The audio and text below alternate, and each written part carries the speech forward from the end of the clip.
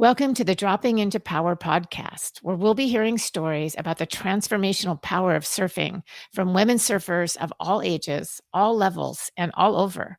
We'll hear about courage, commitment, struggles, frustration, epiphany, and, of course, life transformations large and small. I'm your host, Sheila Gallion, and I am stoked to share these conversations with these amazing women full of so much passion with all of you.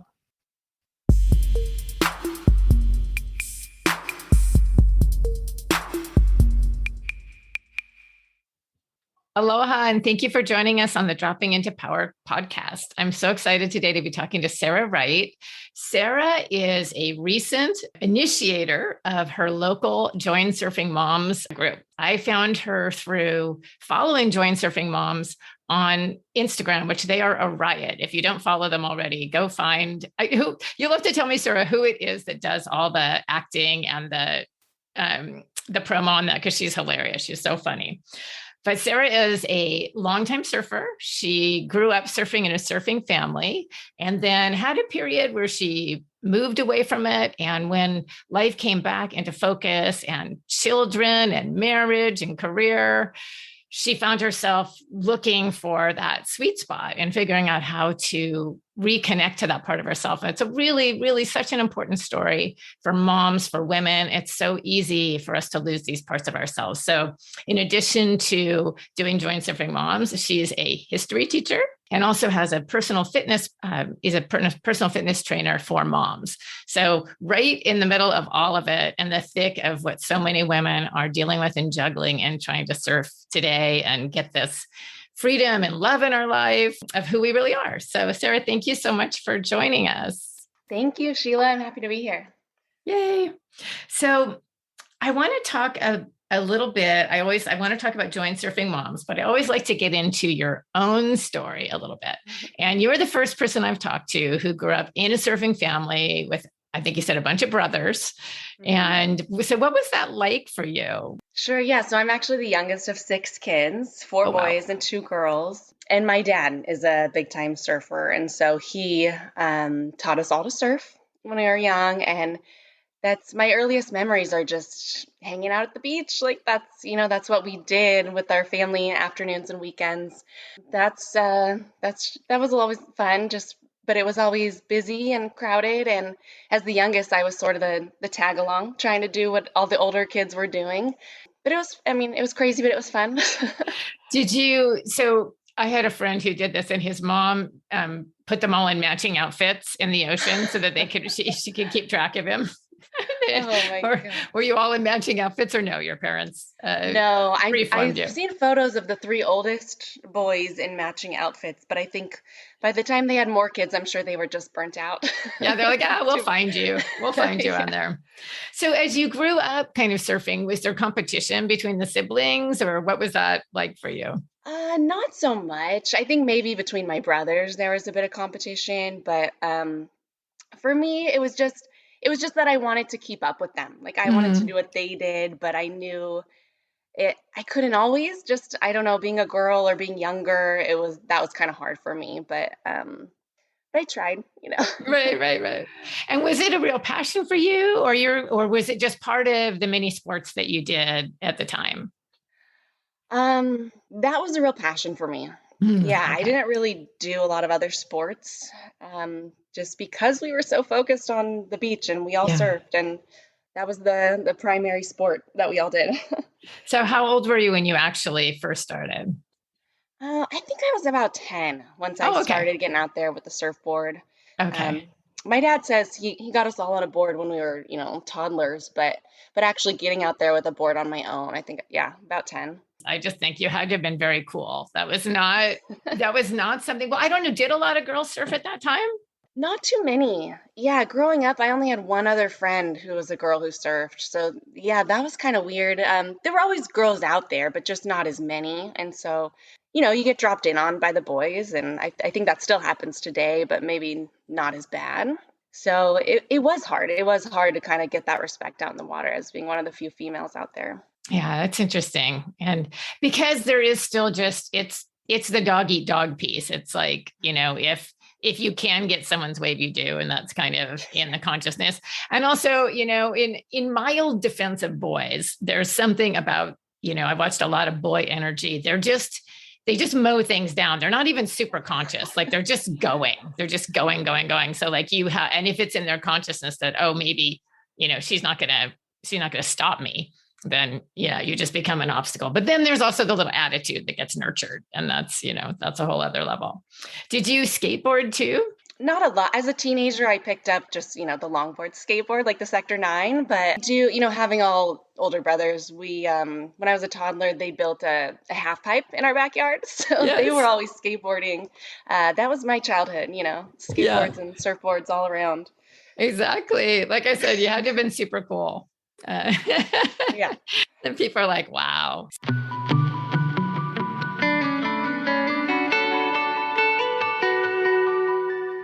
So you journeyed, you kept surfing throughout did you surf through high school too? Yes. Yeah. And then I remember you had a break in your life, but I can't remember if it was when you went to college or if it was when you started your career. Oh, yeah. So I went to a few different colleges. I actually first started out in Hawaii for college and, of course, continued surfing there. But I didn't last long there. I dropped out, moved back home to San Diego and just continued surfing and went to community college. And then I think I was ready for a change. And I decided to move up to Santa Cruz. And I transferred up here to finish school for my bachelor's. But yeah, after I was here for a little bit, it just, I don't know, the waves in Santa Cruz, maybe at that time, like people weren't as friendly or as welcoming, and I didn't feel as comfortable, and the water was colder. And I think I just started to get more focused on college and career. And, once you kind of get out of the habit of something, it just doesn't, it's like not in your routine anymore. So I think it was so easy to just be like, oh, I don't have time for that. Like, this is my priority. And for years, I would go here and there, but just it wasn't like it as often as it was when I was growing up. Yeah, it is. And then you sort of get into adulthood, different responsibilities. And instead of it just being a fun thing that's just part of your life, then it's a mission. You have to make time for it. You have to make it happen. You have to get the 5-4 out and the booties and the hood and, all of that stuff. No, at that time, did you ride a shorter board or a longer board? Longboard. Yeah, I pretty much always longboarded. You were always longboarding. Okay. Because the cold water and the shortboard is even gnarlier when you. Right. Yeah. A lot of people up here wear hoods for duck diving in the winter. Yeah. Oh my gosh. Yeah. I remember my ice cream headaches. I had to have a hood, gloves, 7 mil booties, but I only had a 4-3 wetsuit. I don't know what I was thinking because I surfed in Humboldt County. Oh, so yeah. A little bit further north. What is the water temperature in Santa Cruz? It's mid to upper 50s lately. I think that ranges a little bit, but you definitely wear a full suit year round. Oh yeah. No, you could. I know where I surfed, it was between 47 and 54. And I could tell you the minute I could tell you the exact degree when I'm like, oh, 52 today. Okay. 52. Wow. I think we get into the low 60s, when it gets a little warmer. Yeah. I know down to the 3-2. People used to surf without suits, and that's what they did. I can't imagine it. It's just colder. And what's your experience with surfing cold water versus, we'll talk a little bit more about that later, but versus, it's not really warm in San Diego, but it's not Hawaii, but. Yeah. Yeah. That was moving here. That was kind of hard to accept. It took me years. I was in denial and I thought, oh, I'm just going to move back to San Diego. Like this isn't my forever place. And because in San Diego, you can surf in a bikini in the summer. And that was like, I moved here and I was like, wait, you like full suit year round? Yeah, right. Yeah. But now it's not that big a deal. And I do go home to San Diego once or twice a year. And, and then you just surf at your home breaks and that's fun, especially when I can paddle out with my brothers. But still too, I've started to realize that San Diego is just so much more crowded and it's crowded in Santa Cruz too, but not the way it is down there. Like here you could still find a couple breaks that aren't as packed as the more popular ones, but that's harder and harder down south, I think. Yeah. So is it a lot more crowded than when you grew up? Oh yeah, for sure. Yeah. I grew up surfing in the 90s, and I mean, I just think more and more people started For sure. moving there. And that's one of the reasons I left. I just thought, let me go explore somewhere else that maybe isn't quite as crowded. And here, I'm still here. So Yeah. Yeah. You're still here. So did you meet your husband in Santa Cruz? no, we actually have a really interesting way we met. I was in San Diego deciding, what college am I going to transfer to, and I thought Santa Cruz looked like a cool town, but I had never been here and I didn't know anyone in Santa Mm. Cruz. And remember, this was 2007, so back then, do you remember MySpace? Like that was Yes. Yes. that was still a thing. You could search for people in different cities, like in an age group. And so I searched for men in like an age range in Santa Cruz, and this picture of this very attractive man popped up, and I looked at his profile, and we had all these things in common, and I just messaged him to kind of ask about Santa Cruz because I'd never been here, Mm. and surprisingly he wrote me back. And it continued, and then we talked on the phone, and then he came down and visited me, and now we're married with 2 kids and a house. And Oh, MySpace success, right? yeah, isn't that funny? Never would have thought. That is funny. Yeah, before there were really apps, obviously Yeah, before there yeah, were that was when definitely they were before kind there of were apps. new. Yeah. Yeah, And also before everybody was crazy and fake on there. So yeah, but yeah, yeah, that's true, really cool. right? I kind of missed that feature of being able to just find, I guess Tinder has that, like the Friendster, not that you were exactly just Oh, looking for a friend, but you can't search. I guess you can search geographically. I don't know. It's just weirder now. It's yeah, just, agreed. it's just a lot more of everything. True. So does he surf? He does. He Yeah, does. And did yeah. So that was, he surf more than you when you had kids? yes. Exactly. Okay.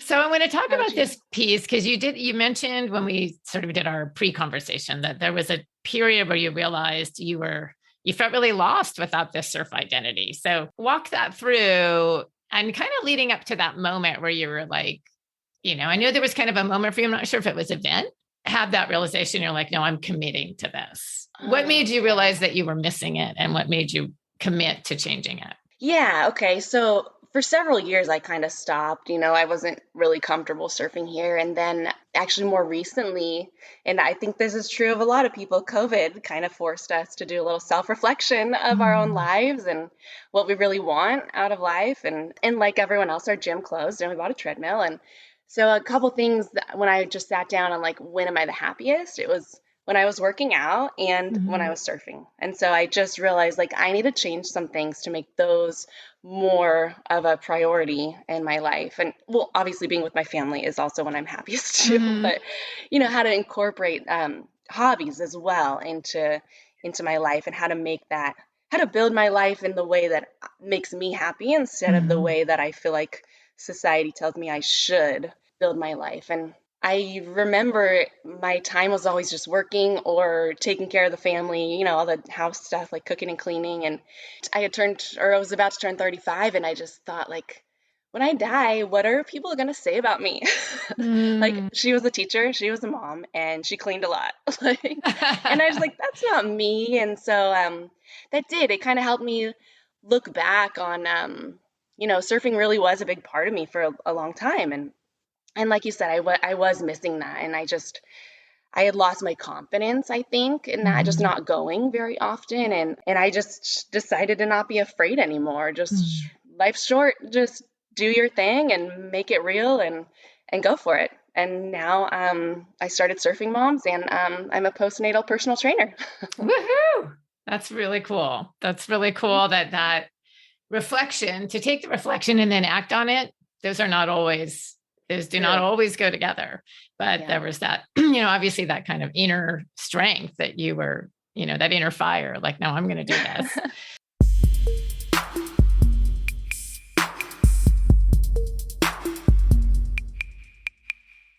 So, and how old were your kids when you when you kind of made that commitment? 5 and 2.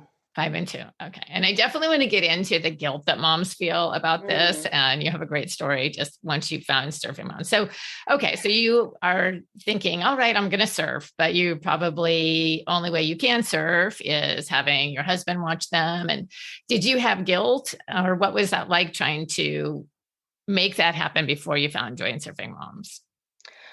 Yeah, it's just so hard to find time for yourself Mhm. because yes, you feel guilty of doing something for yourself, like that's selfish, and you should spend all your time dedicated to your kids and your family. And I mean, my husband's great. We would try to trade off or take turns, mostly we'd only have weekends available. But sometimes, like when the kids were really little, I just didn't always want to go because it Mhm. just felt harder. Like you Right. had to, not only timing it with the conditions and the tide and everything, but it's like if you're breastfeeding or something, you got to time that, and then you got to get all Right. your gear ready, and then you feel bad if you're gone too long because then one of the kids will be crying or something. And so yeah, just I think over time as they got a little bit older, I think I started to realize, okay, now they're not as attached to me, Mhm. and maybe I can start to have a little more independence to do some of my own hobbies. Right. Absolutely. No, for sure. And you're right. It's just harder at a certain point that, when they're little like that and timing, all those things that you said. I mean, that's hilarious. Timing breastfeeding with the tide, with the current, with the conditions, like, oh, the wind is already up. It's not going to be worth it by the time I go there. That is an added layer. It's not just going to the gym. It's like, Right, and yeah. Santa Cruz has that big tidal drop too. I think like Northern California, like 8 feet or something. So it's a big difference going out, Hmm. at low tide versus high tide. So you're definitely Yes. the window and all the associated issues, come along with it. And so, yeah, I know part of it is just a natural piece when your child gets a little older, but it's still, I mean, look at the mental commitment it takes to make Oh this yeah. happen with kids. It's not tiny. So how did you find, so you became aware, okay, like this is hard juggling this, or you kind of made this commitment that you can make it happen more. And then how did you find joint surfing moms? So I found them just last September through Instagram. Their advertising is very effective. And I just saw that and I was like, that's what I've been trying to do. Like here, I only knew at the time three other moms who surfed, and one we hadn't talked that much lately, but I really had tried to, I even started a Facebook group like 5 years ago. I was like Mm, really trying to get us to like meet up at the beach and trade off, but there was just a few of us or just a couple of us, and then something always comes up, and you're not necessarily committed because it's not like an organization, but right. so that kind of failed and I kind of gave up. And then when I saw this, I was like, oh, this is great. And I went to their website to find locations to look for Santa Cruz, and I was actually surprised there wasn't one because I Hmm. knew there were a lot of women here who surfed, and I figured there must be moms around here that surf that I just don't know. And then, but there's something when you look on locations, it says, oh, you don't see one in your area. Why not start one? And so I clicked on that and I emailed them, and they got back to me right away. And they put me in touch with their coordinator in San Francisco, Hmm. who was just about to launch. She hadn't started yet. And then we kind of met up, and there was another woman in Marin who wanted to start. And so the three of us just kind of got into contact to figure out details and logistics. And when we all launched like within a week of each other, I think. Oh, So awesome. in Yeah. November. So yeah. In November. So it's April. So you've been at it all this Yeah. time. So I want to ask you a couple more questions and then I want to dig into more Mhm. exactly how it works and for, people that want to start their own. But just on a personal level, you're a fitness trainer and, so maybe this wasn't an issue for you, but have you found it different dealing? Well, I would ask you two questions about this with your mom body. Did you have any struggles with your body being different than before you started surfing, or any challenges or any tips for women? Oh, absolutely. Yeah, I only recently became a postnatal personal trainer because of this. Mm. I didn't struggle as much after my first child, but after my second, I had diastasis and I had an umbilical hernia. I ended up seeing well, I never had heard of this with my first child, but a pelvic physical therapist. Mm. And so they helped me kind of regain pelvic floor strength and to help heal my diastasis. What is And then diastasis? Oh, sorry, it's the separation of your abs, like your linea alba, the line that goes up and Oh, down your stomach. When you're pregnant, all women actually, if you carry up to 36 weeks, your abs separate to a certain extent oh, during pregnancy. And for many, they go back after you deliver, but for a lot of women, they don't go back. And so oh. there are exercises and therapy you can do to help strengthen. It's really your inner abs that you have to restore that strength. And so I worked on that a lot. And then I had to have surgery on my umbilical hernia, and I think that's just kind of what got me into wanting to continue with rebuilding my body. And, before I saw a pelvic physical therapist, I would try to exercise, like running and jumping. I would pee my pants a little bit. Yeah. I think a lot Right. of women experience Yes. that. And Yes. and then yeah, I got more into fitness because I was more capable after I'd kind Hmm. of healed with the physical therapist, and that's what prompted me to want to work with moms. And I got my personal training certification and my pre and postnatal certification, and I do group fitness training with Fit for Mom, Hmm. and then just started recently branching out on my own to do the one-on-one training. But yeah, your body definitely changes, your strength Yeah. changes, but I think now I'm stronger than before I had kids. Oh, that's really cool. Yeah, I know. I had a big mental change, which was, I didn't start surfing till I was 36. So that was its own story, but I was pretty fearless. And I would just go. And most of what I went on was closeout. So I thought surfing was you just go off some big wall and then you just charge to the bottom at full speed. And then you fall and you get thrashed in the whitewater. And that's surfing. That's what I thought it was for a long time.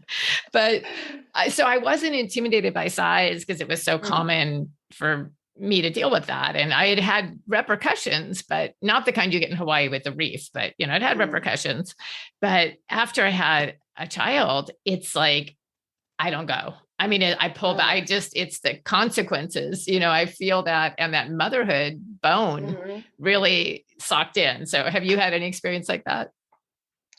Yeah, well, just in general, like we live less than a mile to the surf, so I ride my bike to the surf. And before kids, I didn't wear a helmet, like little things. But now I'm like, Right. I'm the mom, like I'm gonna wear a Yes. helmet no matter what, because if something happens to me, then my kids don't have a mom. And exactly. I don't know, not as much with surfing. I definitely, I mean, a little bit. Yeah, Yeah. I'm recently I've been more concerned about head injuries. Like that never Mhm. occurred to me when I was younger, but Right. yeah, you realize like you're not like impenetrable, like Right, exactly. right. Are you seeing more helmets where you surf? Because we're seeing more helmets showing up and in Oh, the are you? Okay, pros. I've Yeah. only known two people ever who wear a helmet surfing, but I don't think it's a bad idea. Like, I know it's funny, especially with longboarding or surfing around longboards. And I noticed at the WSL, the pipe masters, yeah. several of the women wore helmets, which Oh, of okay. course they're dealing not with boards, but reef. But yeah, it's kind of Yeah. interesting to see if that will translate. But Yeah. yeah, it's just the interesting thing you do that part of you that's like, oh, I also am the breadwinner in my family. So Mm. if anything happens, I mean, I don't let it completely Oh, rule me, but sure. it is a consideration. Absolutely.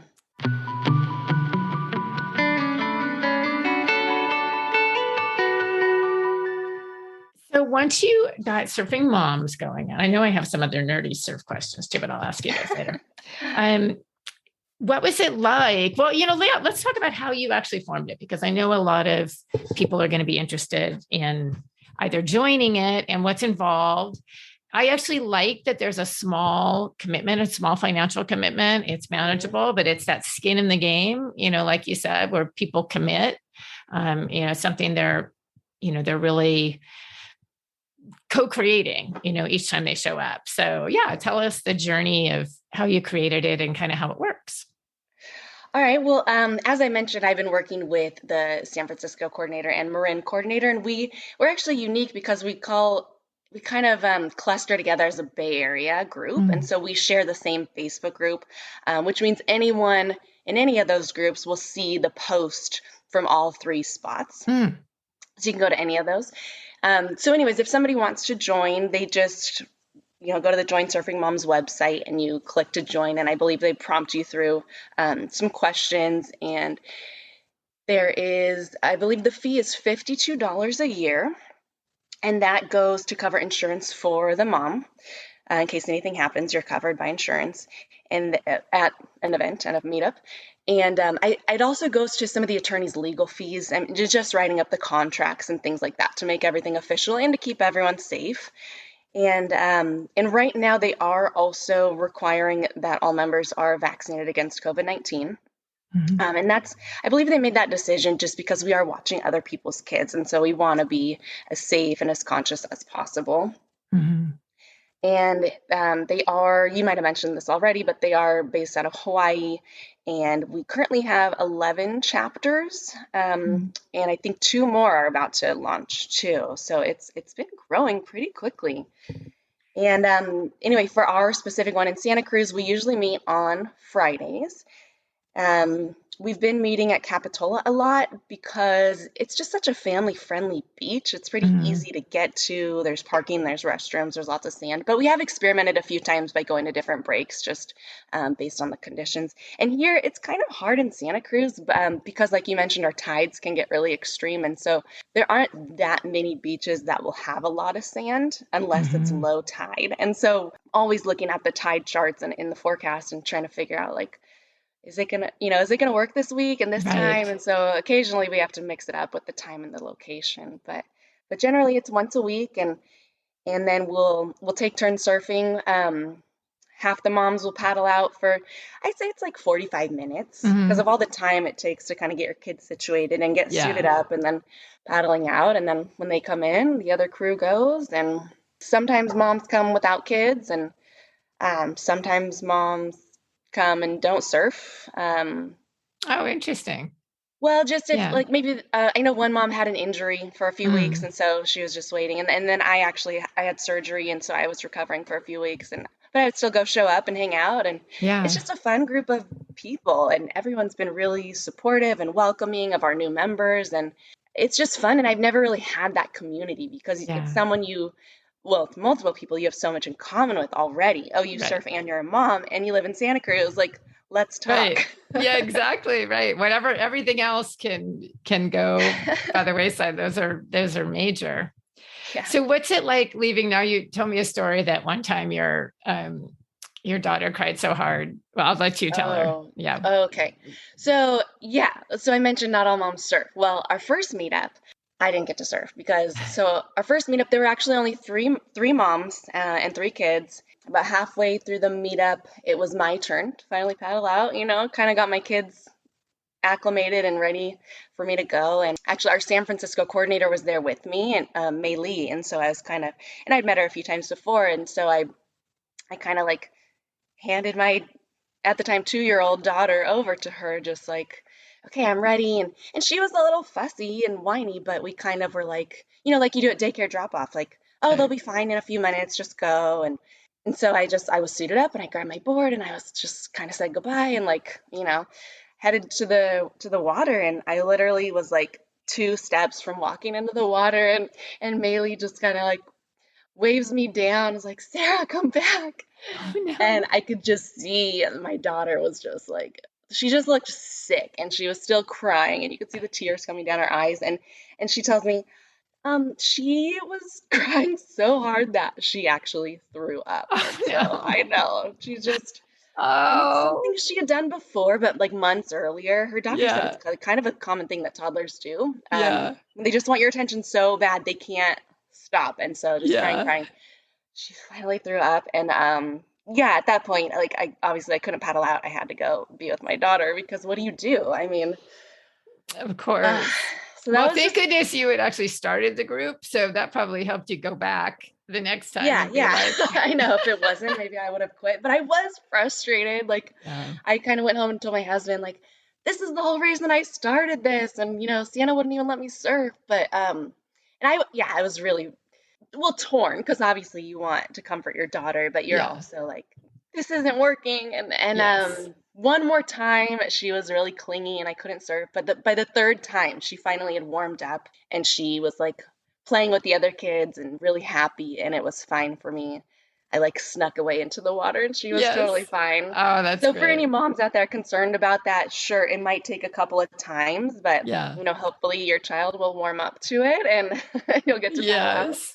No, that's so great. I mean, it's so important to hear because it's just, oh, those, yeah. And those feelings are so mixed. I mean, you have a toddler inside of you too, going like, okay, you're like, I love my daughter. Oh, my poor child. And I want to surf, like, when is it my turn? When is it my turn? At least I do. I'll speak for Yeah. myself. I have a toddler. And then, yeah, Oh, and well, that could yeah. just be a whole thing. That can just be a whole thing. So I congratulate you on sticking with it. It's Oh, it's thanks. great for everybody. It's great for the moms. It's great for the Oh, yeah. kids. So when you're out there, this was one of my questions I had for you. Are you like, or maybe it evolved, are you like looking, towards the shore? Are you just like, no way, I'm out of here, mama's surfing, and those kids are fine? I always think like, because at Capitol you actually can see the kids from the surf, and I always think like, oh yeah, I can like check back on them and see them. But I think when I'm out there, I just get so focused on the waves that I kind of forget about it for a short time. But I'm like aware, if someone's waving me Yes, down, like I would see that. sure. But yeah, after a couple minutes, I just kind of forget about it. And that's what you need, is that mental break, It's that like true, they're yeah. okay. And then that habit that you have of surfing, of it being about you and the ocean and your own stuff that you're trying to do. Like that's just so True. healthy.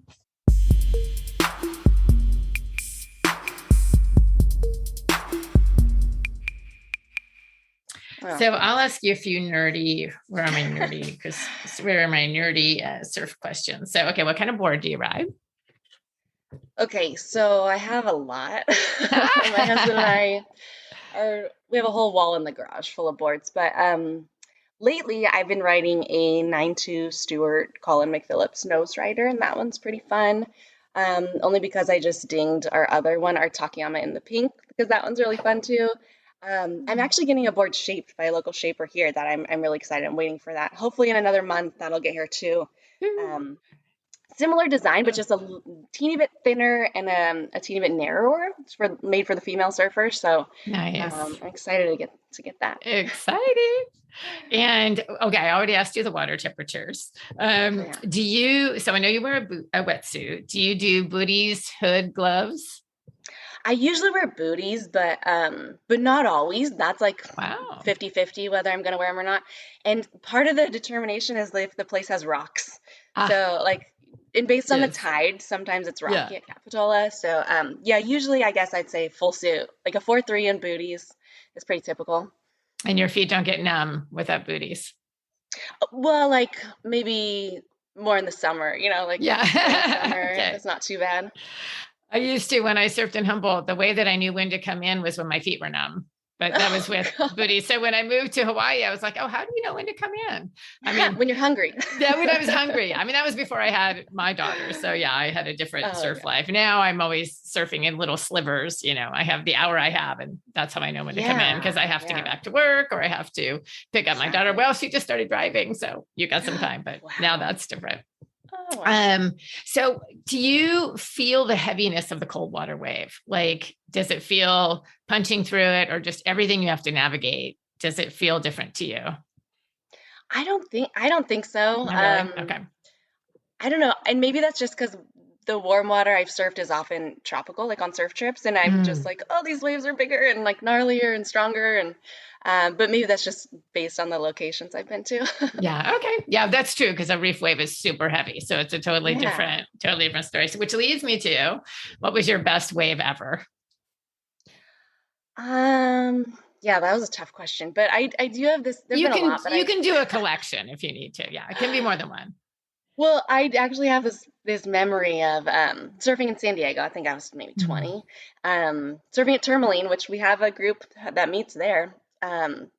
Anyway, so yeah, surfing at Tourmaline, which was my like home break all growing up, and I got this really great right, and then I don't know, it was like shoulder high wave, and I kind of locked in and started to walk up to the nose, and I got all the way to hang five, and I see as I'm on the wave I see paddling out.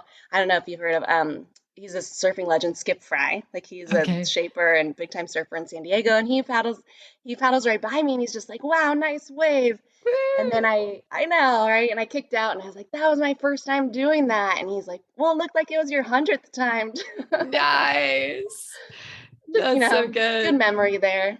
There is something about like when you have that wave and it's celebrated, like Yeah. it sinks in deeper somehow. It must be our human need for that. Right. It's not just about being exalted, but somehow like you get to relive it and then relive it and then relive it and then relive it. Yeah, I love True. that. Yeah. And then your favorite break that you've ever been to. Um, so I've only surfed this one break twice, but Churches in Mm. northern San Diego, it's just south of Trestles, is a super fun break. And then here up in Santa Cruz, my favorite spot here is called Sharks. It's right, it's by the Hook. Okay. So those are pretty Nice. fun. Awesome. And then I love to ask this question, the most embarrassing thing you've ever done in the surf. I can't pinpoint one. I've been embarrassed so many times. I don't know, like wiping out and stuff. But I think I'm not the only one that this has happened to in warm water. So when I was either living in San Diego or Hawaii, but surfing in a bikini and you wipe out and your bottoms come down. Yeah. Like, that's happened to me a number of times. Yes. So you just quickly pull them up and hope no one saw. Right. Exactly. Yeah, I do. I at this point wear a one piece of, like I usually wear a light wetsuit or now they Oh make yeah. all those one pieces because I Yes. shortboard now and it's ridiculous. I mean, I don't know how Yeah, these girls, seriously. well, the way the girls do it here, the younger girls is, the bathing suits have evolved to pretty much be a thong. Yeah. So apparently those stay on better. Oh, okay. Maybe it's like, it's got some adhesion or something. I don't know what's going on, Yeah, but well, the technology has gotten better, like Ola Chica, and I know there's a couple other ones that they specifically make them for surfing so they don't fall off. right. No, they've definitely gotten better. I mean, that Yeah. for sure they've better. I mean, it means more elastic, in some way, Oh, or okay. a lot of the ones that don't have seams, like there's a company Oh, here, Pikai. I huh, think she's still making suits. I haven't seen her. She had a little huh. store here, and that I mean, they're beautiful and they're the seamless. So everything just kind of seems to stay in place better. Oh, But okay. yeah, really awesome. Nice. Let's see. I was also going to ask if you recruited any of the women, and this will kind of uh, speak to the qualifications, the few that there are for joint surfing moms too. But have Mm. you recruited any of your moms that you're training into surfing or into joint surfing moms? Yeah, and I think that kind of happened organically. Like one, she's also a fitness instructor with Fit for Mom, and I knew she surfed, and I just Mm. immediately when I knew I was going to start this, I told her right away. And so she's a member, and then one other person that I know through fitness, she found out about surfing moms through me, and she actually just started surfing, and so I've actually been giving her surfing lessons outside of meetups, but Oh, she's cool. definitely one of our members, and so yeah, just I think so far just those two. And are there any requirements for surf level for joint surfing moms? Yeah, but it's pretty basic. Because we can't really teach people because we're watching kids. We require that you know the basics, like you can handle your board and get out there on your own. Mhm. Really, Yeah, that makes sense. yeah. And for your trainings, do you do any virtual trainings or do you do, are there things that people could sign up with for you remotely? Yeah, absolutely. So I do both for my personal training. I do both one-on-one, in person, or virtually. So I can work either way. And then with Fit for Mom, I teach group fitness classes in person, but I am looking into doing a virtual group class as well. Do you have a website? I do, You're yes. gonna. CaliforniaActiveMom.com. Okay, perfect. I'll put it in the show notes too, just so Oh, we have thank it. you. So you teach high school history, right? Is it hmm American history or all history? What do you teach? The title of the class is called History of the Americas. So Okay. it's kind of US, but also all of Latin America and Canada. So these may be separate things. They're such separate, worlds, but I'm always curious if you take any surf life lessons into the classroom, getting through a bad session or if surfisms ever come up while you're teaching these kids. Oh, that's a funny question. Not as much. It is interesting though, because I know a lot of my students surf. Okay. So that is kind of an easy way to connect with a student Mm. oftentimes. But I don't know, realistically, I'm half the time I'm teaching, I'm kind of wishing I was surfing instead. You Yeah. bring it back, you focus, you do your job, and then, get out in the water when you can. There you go. That's the same thing. There's the surf metaphor right there. You bring it back, after a wipeout or doing a lull, you focus on what you can.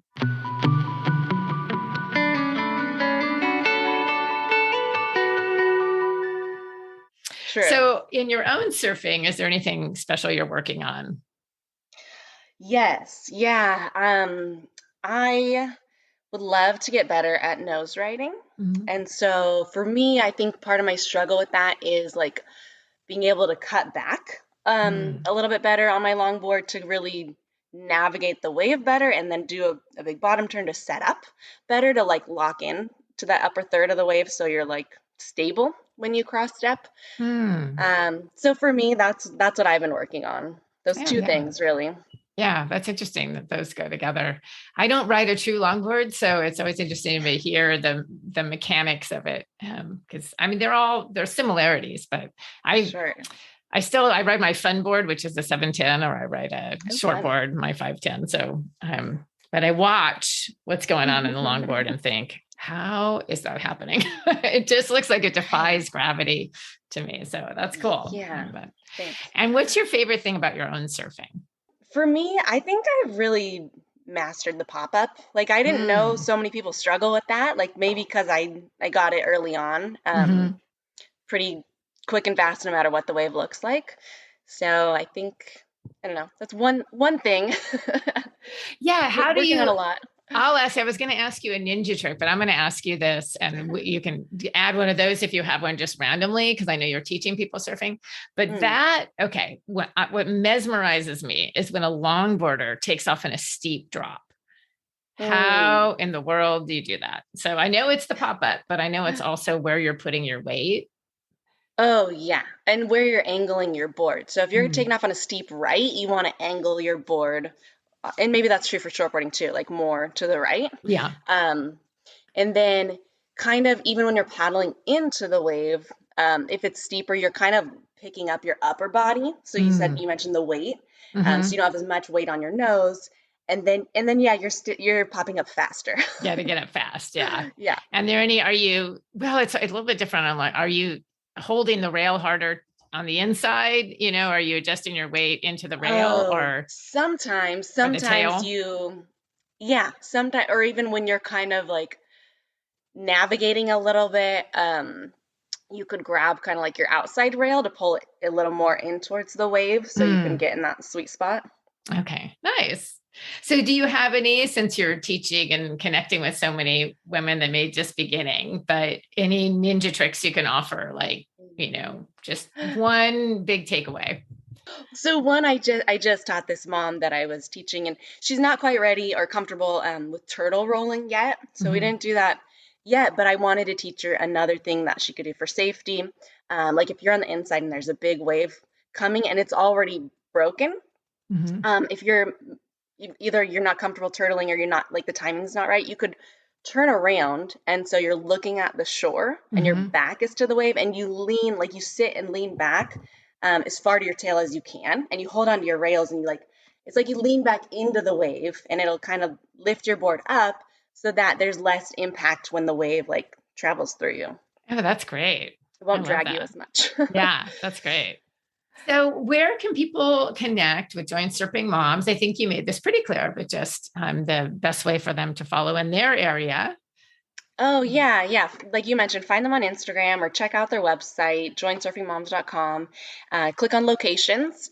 And if you don't see one near you, you can start a chapter near you, And your how own. much work was it for you to start it? So, because moms are busy. Oh, yeah, right. Yeah. It wasn't that bad. I think because I had so much support from a lot of interest locally and Hmm. because we're doing the three as the Bay Area, I think that Hmm. kind of helped me like kind of have the confidence and like the ideas to get it going.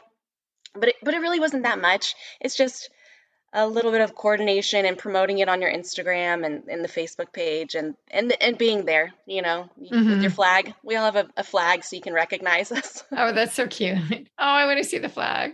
Well, and I will ask you to send some pictures. Oh, okay, definitely. Yeah, and of you surfing too, because we want to see you. Oh, I okay, mean, great. if only you had, we'll just have the picture in our minds that the hang five that day in San Diego, or maybe you have Right. others. Well, thank you so much, Sarah. Thanks so much for connecting and sharing. It's such an important part of this story, and we didn't go into deep emotional turmoil about it, but I love how you have, and I'm not saying that that's everybody's experience by any stretch, but I really love, your story really framed that there were dark moments, that there were moments where were reaching for how do I find my way through this? And then that self-searching combined with the commitment and combined with showing up, that's huge. And it's huge to model. It's important to model because it gets harder and harder with the more things that get piled on us, especially as women. Easier to take care of someone else, easier to get distracted or have excuses. And the other piece is, your story makes it clear it took will, it took effort. It doesn't just happen. And it is not easy for us to care for ourselves. So, applaud for you. And thank you for sharing, that journey from point A to wherever this is, some point. Yeah. Point A to point break. Oh, love it. Yeah, I really appreciate it. And thank you. My pleasure. Yeah. If I can do this, anyone can do it. Right on. Thank you.